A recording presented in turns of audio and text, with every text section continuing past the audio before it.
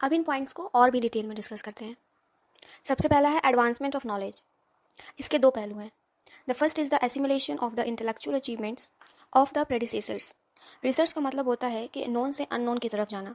जो हमें पता है उसमें भी हमको ये देखना है कि इसमें अभी ऐसी कौन सी चीज़ है जो हमको नहीं पता है, तो इसीलिए नोन से अननोन की तरफ जाने की प्रोसेस को ही रिसर्च कहते हैं। इसके लिए ये ज़रूरी है कि जो भी रिसर्चर है, जो रिसर्च कर रहा है, उसका जो टॉपिक है उसको उसके बारे में पूरी चीज़ पता होनी चाहिए कि उस टॉपिक के बारे में वो रिसर्च पास्ट में कितनी क्या कैसे हो चुकी है और उसका प्रेजेंट स्टेटस क्या है। फॉर एग्जांपल अगर कोई मिल्टन पर रिसर्च करना चाहता है एग्जांपल के लिए, तो केवल उसको उसके वर्क्स ही नहीं पढ़ने हैं, बल्कि मिल्टन के समय से अभी तक के जितने भी क्रिटिक्स हैं उनके व्यूज़ को भी उसको पढ़ना चाहिए।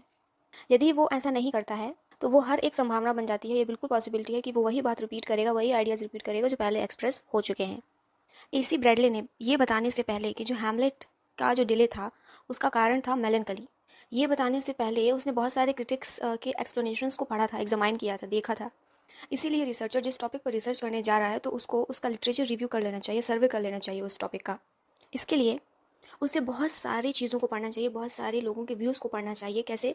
डिसइंटरेस्टेडली, मतलब कि उसमें ज़्यादा इंटरेस्ट नहीं लेना है। इंटरेस्ट नहीं लेना है कि मतलब सब्जेक्टिव नहीं होना है, ऑब्जेक्टिव तरीके से पढ़ना है और क्रिटिकली पढ़ना है और लॉजिकली उस प्रॉब्लम को देखना है जिस पर ही इज़ गोइंग टू इन्वेस्टिगेट। अब दूसरा एस्पेक्ट है the discovery of new facts and a fresh interpretation of the known facts. या तो नई चीज़ लाओ या तो जो चीज़ पहले से है उनका इंटरप्रिटेशन नए तरीके से करो। C.S. Chandrasekhar's discovery of the black hole is a result of his research. Similarly, the discovery of radium by the Curies was a genuine contribution to knowledge. विज्ञान में ज़्यादातर जो ओल्ड थ्योरीज होती हैं वो रिवाइज्ड होती हैं in the light of new facts. या तो उनका फ्रेश इंटरप्रिटेशन होता है, जो नॉन फैक्ट्स हैं उनका और अच्छे तरीके से साइंटिफिक एनालिसिस होता है, तो उनका और अच्छे से फ्रेश इंटरप्रिटेशन होता है। जैसे कि बहुत नॉर्मल ये बात हम सब ने सुनी होगी कि पहले ये विश्वास था कि जो हैवियर थिंग्स हैं वो धरती पर ज़्यादा वेलोसिटी से गिरती हैं और जो हल्की होती हैं वो उतनी वेलोसिटी से नहीं गिरती हैं। But later on further experiments prove that all things fall with the same velocity. क्योंकि जो पहले साइंटिस्ट थे उन्होंने नोटिस नहीं किया resistance of air. The resistance of air was much less in the case of a metal coin than that of a feather. It was the resistance of air that prevented the feather from falling with the velocity of the coin. When both were dropped in a vacuum, they fell at the same time. यदि हम वही चीज़ें बार बार describe करेंगे, वही बार बार चीज़ें repeat करेंगे जो दूसरे लोगों ने किया है, तो हम टीचर्स होंगे लेकिन रिसर्च स्कॉलर्स कभी नहीं बन पाएंगे। जब हम सर्वे करते हैं लिटरेचर का, लिटरेचर रिव्यू करते हैं, तो हमको दोनों चीज़ें देखनी चाहिए, पॉजिटिव भी और नेगेटिव भी। जो उन्होंने गलत किया है, जो उन्होंने गलत तरीके से लिखा है, उनको करेक्ट करो और अपनी एक्सप्लेनेशन को एडवांस करो। उन तथ्यों पर जो ओवरलुक्ड हैं, मतलब कि उनको अच्छे से नहीं देखा गया है, डीप नहीं उनमें लोग गए हैं, तो उनको रॉन्गली ऑब्जर्व किया गया है, इंटरप्रेट गलत किया गया है। And avoid being a mediocre narrator. हम इंटरप्रिटेशन में जितना जेन्युइन होंगे, जितना ओरिजिनल होंगे, उतना ही हमारा कंट्रीब्यूशन रिसर्च की फील्ड में अच्छा होगा। जो जॉन डन हैं, बहुत बड़े मेटाफिजिकल पोएट 17th सेंचुरी के, उनको रिकॉग्निशन नहीं मिला था जब तक सर हर्बर्ट ग्रियर्सन ने उनकी पोइट्री को एडिट नहीं किया और उनके बारे में एक बहुत लंबा सा इंट्रोडक्शन नहीं लिखा, उनकी क्वालिटीज़ को बताया, उन्होंने पॉइंट आउट किया।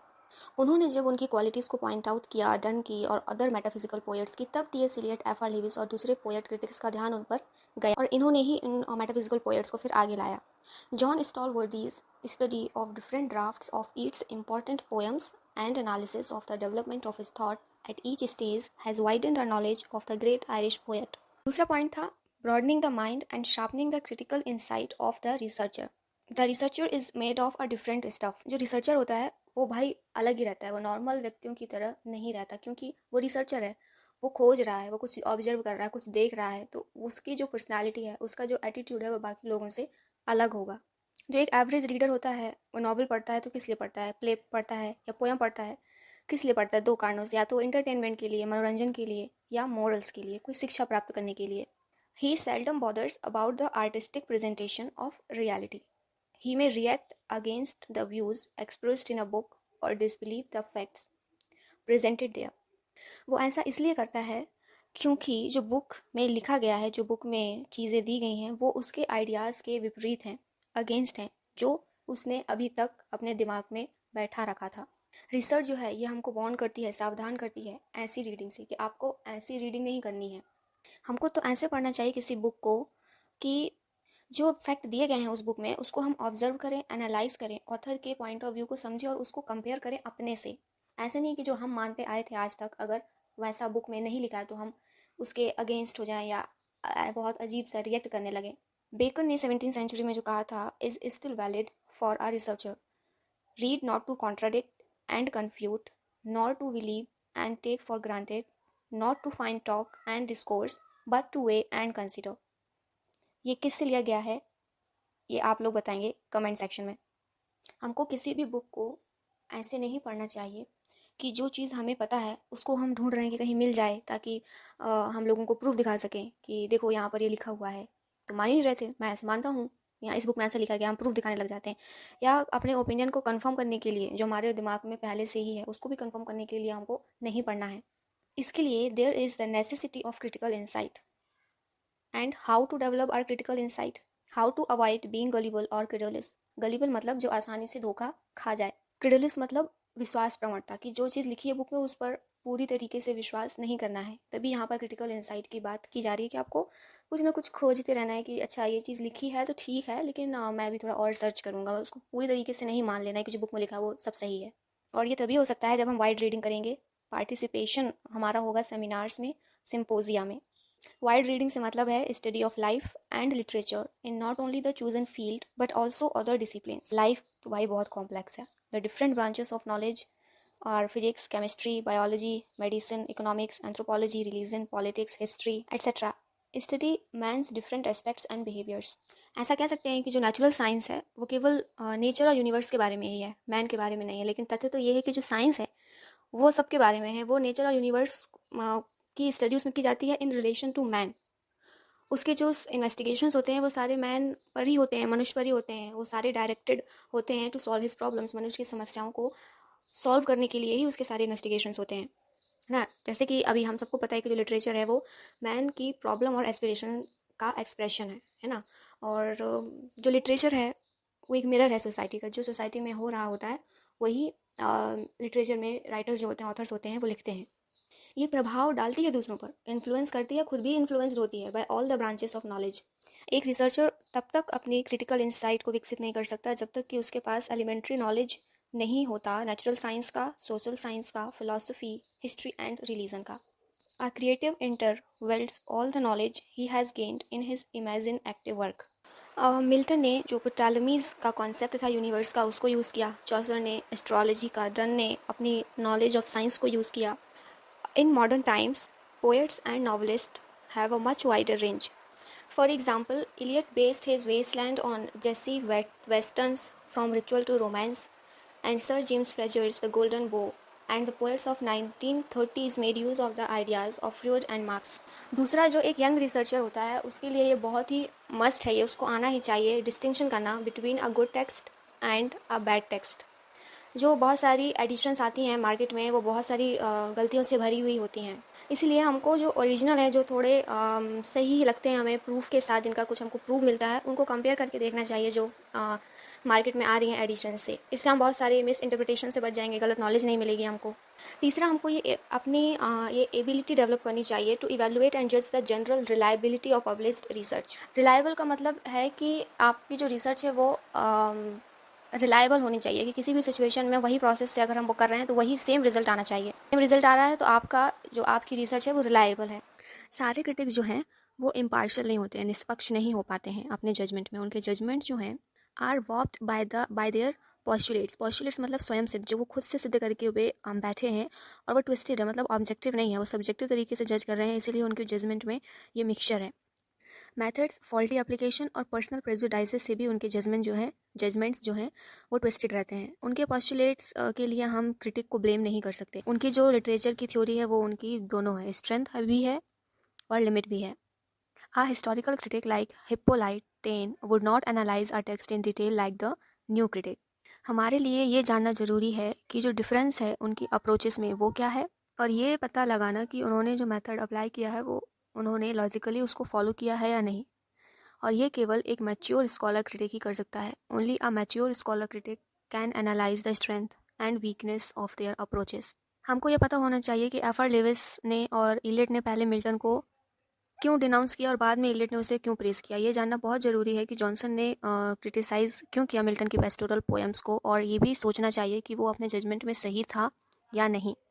It is interesting to read R.S. Crane's criticism of Clint Brooks' method and Dr. Lewis's pronouncement made in the great tradition that after Shakespeare there are only 4 poets worth reading. कौन कौन से थे वो? Donne, Hopkins, Pound and Eliot. जैसे कि मैंने पहले ही बताया था आपको कि जो बुक में लिखा है उसको पूरा नहीं सच मान लेना चाहिए. उसको we must not take it for granted that all that is printed in a book is correct. और जो ब्रिटिश और अमेरिकन क्रिटिक्स हैं वो हमेशा ही सही होंगे अपनी अप्रोच पे, या ये मान लेना कि जो इंडियन क्रिटिक्स हैं वो उनसे इन्फीरियर हैं. हमको इवैल्यूएशन की प्रोसीजर को यूज़ करना चाहिए जज करने के लिए. क्या? The merit of published research and criticism. जो रिसर्च पब्लिश की गई है, जो क्रिटिसिज्म पब्लिश हुआ है. तीसरा है creation of a genuine and intelligent interest in literature. लोग जो है वो ज्ञान प्राप्त करने के लिए कहाँ जाएंगे? मैन ऑफ लर्निंग के पास. जो ज्ञानी होगा उसी के पास जाकर वो ज्ञान लेंगे. यदि वो व्यक्ति या कोई भी स्कॉलर फेल हो जाता है मदद करने में, जो वो चाह रहा है उसको अगर वो नहीं दे पाता है अपने स्टूडेंट को, तो उसको रिस्पेक्ट और ऑनर तो भाई बिल्कुल नहीं मिलने वाली है. जबकि लोग बल्कि लोग उसे इम्पोस्टर कहेंगे, हम्बक कहेंगे. इसीलिए लिटरेरी रिसर्च का जो उद्देश्य है वो यंग रिसर्चर में एक रुचि पैदा करना है लिटरेचर के प्रति. रिसर्च करके लोग सोचते हैं कि हमारे नाम के आगे डॉक्टर लग जाएगा, हमको ये फैसिलिटीज़ मिलेगी, हमको ये मिलेगा. बहुत सारे फैसिलिटीज़ के बारे में ज़्यादा सोचने लगते हैं. फेम मिलेगा, नाम होगा. तो रिसर्च इन सबसे परे है, इससे भी और आगे बढ़कर है. Research is something more than earning a qualification और फेम. ये तो खुद ही में रिवॉर्ड है. रिसर्च का उद्देश्य है कि जो हमारे समझने की शक्ति है उसको विकसित करना और साहित्य की प्रशंसा करना, उसको अप्रिशिएट करना, पढ़ना, पढ़ाना. जो एक एवरेज रीडर होगा वो सिर्फ वही पढ़ के खुश हो जाएगा जो लिखा है उसके सामने या उसको जो प्रेजेंट किया जा रहा है. वो ये कभी नहीं सोचेगा कि ये टेक्स्ट दूसरे टेक्स्ट से सुपीरियर है या इन्फीरियर है, या है तो क्यों है. ना ही वो कंपेयर करेगा, क्योंकि वो अपना दिमाग ही नहीं यूज़ कर रहा है. लेकिन एक जो रिसर्चर है वो अपनी पावर ऑफ अंडरस्टैंडिंग के बल पर ये समझाने में काबिल है, एबल है ये समझाने में. फॉर एग्जांपल कि जो जॉर्ज इलियट है वो मॉगम से क्यों सुपीरियर है, या कोई भी ऐसा एग्जांपल हम ले सकते हैं कि कोई चीज़ अगर किसी से अच्छी है या बुरी है तो क्यों है. ये हम तभी जान सकते हैं जब हम किसी टॉपिक के बारे में डीप स्टडी करेंगे, तभी हमारी क्रिटिकल इंसाइट डेवलप हो पाएगी. वो इसलिए कॉन्फिडेंटली कर पाएगा क्योंकि उसने लिटरेचर पढ़ा है, अपनी क्रिटिकल इंसाइट डेवलप की है, और वो दोनों ही उपन्यासकारों को बहुत ही अच्छे तरीके से पढ़ा है. जब उसके पास खुद ही इतनी शक्ति है, पावर ऑफ अंडरस्टैंडिंग है, तो वो दूसरे क्रिटिक्स को उसको देखने की आवश्यकता नहीं है हर स्टेज में, बल्कि वो तो उनके लॉजिक को रिफ्यूट भी कर सकता है. यदि उसे ऐसा लगता है कि इन लोगों ने ऐसी चीज़ कही है जो गलत है, तो वो उसको रिफ्यूट भी कर सकता है. फोर्थ है research creates a sense of belongingness to a collaborative community. Research जो है ये सारे रिसर्चर्स की एक कलेक्टिव रिस्पॉन्सिबिलिटी है जो सबके द्वारा शेयर की जाती है. Besides it is not limited to time. Every generation carries on the task which was not completed by the previous generation. कुछ ऐसे काम हैं जो कॉपरनिकस ने नहीं किए या वो नहीं कर पाया, तो उसे गैलीलियो ने पूरा किया. Nowadays research is so widespread that it is not limited to a university or even a country. We see scientist from different countries receive Nobel prize for working on the same topic. Literature में भी हमको ये पता होना चाहिए कि हमारे जैसे बहुत सारे स्कॉलर्स हैं, और इससे ही हम एक कम्युनिटी को बिलोंग करते हैं. मतलब हम भी उसी कम्युनिटी में आते हैं जो हमारे कल्चर को इनरिच करने में डेडिकेटेड है, जो मैन की फीलिंग्स को, मनुष्य की भावनाओं को अच्छी तरीके से समझ पाती है, उनके इमोशंस को, प्रॉब्लम्स को, through literature and to creation of an ideal environment in the university where we are working. We can conclude in the words of Dr. F.R. Lewis, research should be able to generate in the university a center of human consciousness, perception, knowledge, judgment, and responsibility. Research has to be thought of in relation to the whole idea of university. It must aim at establishing a creative front and doing creative work on the contemporary intellectual frontier.